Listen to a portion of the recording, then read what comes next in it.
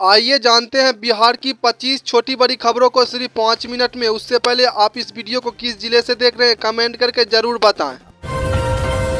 बिहार सरकार ने महिलाओं के लिए बड़ी योजना शुरू की है, जिसमें महिलाओं का अपना रोजगार शुरू करने के लिए 2 लाख तक की आर्थिक सहायता दी जाएगी। यह राशि सीधे डीबीटी के जरिए बैंक खाते में भेजा जाएगा। इससे महिलाएं स्वरोजगार कर सकेगी और आत्मनिर्भर बनेगी। बिहार सरकार ने नर्सरी बिजनेस का बढ़ावा देने के लिए 50% सब्सिडी देने का फैसला किया है। जो किसान या युवा पौधों की नर्सरी शुरू करना चाहते हैं उसे सीधे आधी लागत सरकार देगी। इससे रोजगार बढ़ेगा और हरियाली भी बढ़ेगी। बिहार में अवैध बालू खनन के खिलाफ मुख्यमंत्री कार्यालय ने सख्त रूप अपनाया है। सभी जिले के डिप्टी सीएम को निर्देश दिया कि अवैध खनन वाले पर तुरंत कार्रवाई करें। इससे नदियां की सुरक्षा और माफियाओं पर रोक लगेगा। अब बिहार में पुलिस जमीन पर जबरन कब्जा नहीं दिलाएगी। सरकार ने साफ निर्देश दिया कि जमीन से जुड़े मामले पर पहले कोर्ट आदेश जरूरी होगा। इससे आम जनता को राहत मिलेगी और गलत तरीके से जमीन हड़पने वाले पर लगाम होगा। बिहार में 1 फरवरी से कई नए नियम लागू हुए हैं, जिसमें बिजली बिल रजिस्ट्री और सरकारी योजना से जुड़े नियम शामिल है।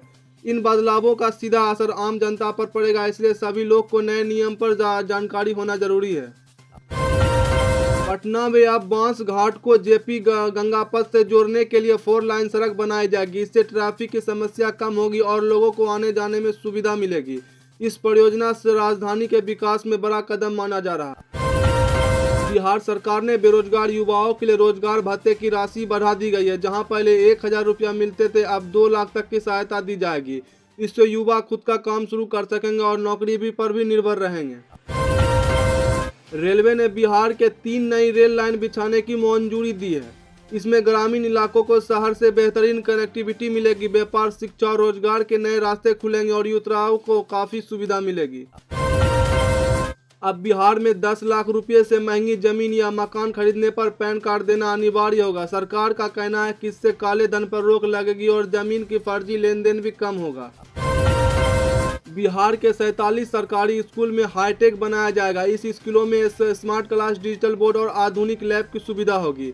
इससे बच्चों को बेहतरीन शिक्षा मिलेगी और सरकारी स्कूलों का स्तर सुधरेगा। बिहार बोर्ड की परीक्षा में इस बार मोबाइल ऐप से निगरानी की जाएगी। हर केंद्र पर छात्रों की उपस्थिति और गतिविधियों पर नजर रखेगी। इससे नकल पर रोक लगेगा और परीक्षा पारदर्शी तरीके से कराई जाएगी। बिहार सरकार ने सरकारी कर्मचारियों के लिए स्पेशल मीडिया को लेकर सख्त नियम बनाया है। अब कर्मचारी सरकारी काम से जुड़ी जानकारी बिना अनुमति शेयर नहीं कर सकेंगे। नियम तोड़ने पर कार्रवाई भी हो सकती है। बिहार के अब बिजली उत्पादन का हब बनाया जाएगा। बड़े उद्योग समूह या निवेश करेंगे और नए पावर प्लांट लगाए जाएंगे। इससे राज्य में बिजली की कमी खत्म होगी और युवाओं को रोजगार मिलेगा। भागलपुर की पीरपौंती में अडानी समूह के थर्मल पावर प्रोजेक्ट पर जन सुनवाई की सहमति मिल गई है।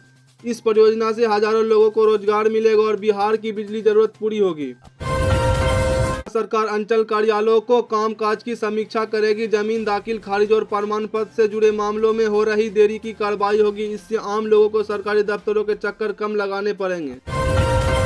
बिहार कैबिनेट के बैठक में 31 बड़े प्रस्ताव को मंजूरी दी गई है। इसमें शिक्षा, रोजगार और विकास से जुड़े कार्य फैसले शामिल है। इन फैसलों से करोड़ों लोगों को फायदा मिलने की उम्मीद है।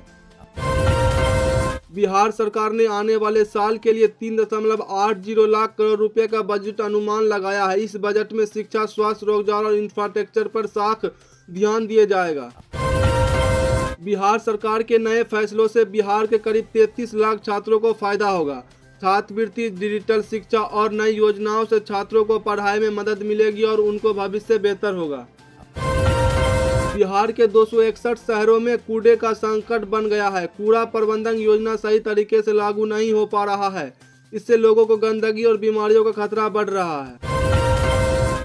पटना में डायल 112 और पुलिस का डाटा सेंटर के लिए 172 करोड़ रुपया की लागत से नया भवन बनेगा। इससे आपातकालीन सेवा और तेज होगी और पुलिस की कार्य क्षमता बढ़ेगी।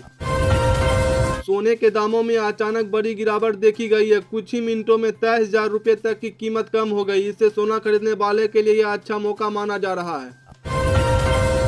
किशनगंज जिले में खनन माफियों पर बड़ी कार्रवाई हुई है। 25 वाहनों को जब्त किया गया है और 61 लाख रुपए का जुर्माना लगाया गया। सरकार ने साफ कहा कि अवैध खनन बर्दाश्त नहीं होगा। बिहार बोर्ड ने परीक्षा के लिए सख्त नियम लागू किया है। समय पर पहुंचना अनिवार्य होगा और देर से आने पर प्रवेश पत्र नहीं मिलेगा, जिससे छात्र को अनुशासन में रहना होगा। पटना हाट में रिवर फ्रंट प्रोजेक्ट शुरू होने वाला है। यहाँ 40 एकड़ के मॉल, होटल और पर्यटन केंद्र बनाए जाएंगे। इससे पर्यटन बढ़ेगा और स्थानीय लोगों को रोजगार मिलेगा। बिहार सरकार ने जमीन सुलझाने के लिए नया मॉडल लागू किया है। अब मामलों पर तेजी से निपटारा होगा और पुलिस की सहमति अधिकार दी गई है कि इससे जनता को न्याय जल्द मिलेगा। तो दोस्तों आज के लिए इतना है, फिर से मिलते हैं एक और न्यूज़ वीडियो के साथ। तब तक के लिए बाय।